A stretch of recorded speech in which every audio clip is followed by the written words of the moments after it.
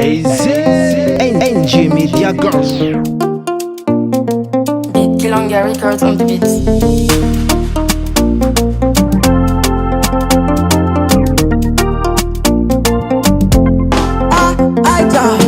Ela ni tura hatenga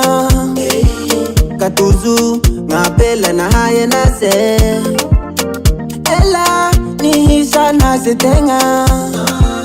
Katenjiki apela mitulo nase Lani vula vawanya Lani futu vawanya we Si haikung hangu panao Si haikung hangu zonawe Lani yandu Uva kunifia inga ku Uva kunifisha inga ku Uva ku Uva ku Uva kunifia inga ku Uva kunifisha inga ku Uva ku Uva ku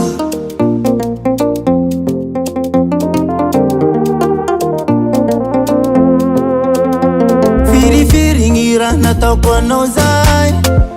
Atamzai Sina hafale na wa Firi firi ngira numekwa nozai Atamzai Sina hafa puwa na we Lani vula vawanya Lani futu vawanya we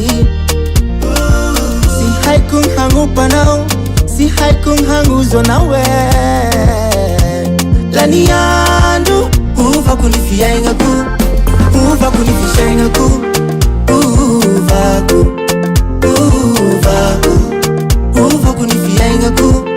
Uva kunifisha inga ku Uva ku Uva ku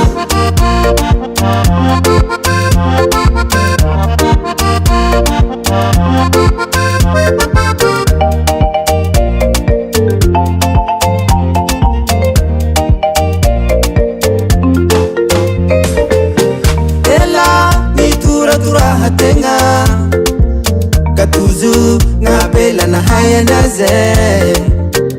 Ela nihisha naze tenga Katendiki apela mitulo naze Lani ya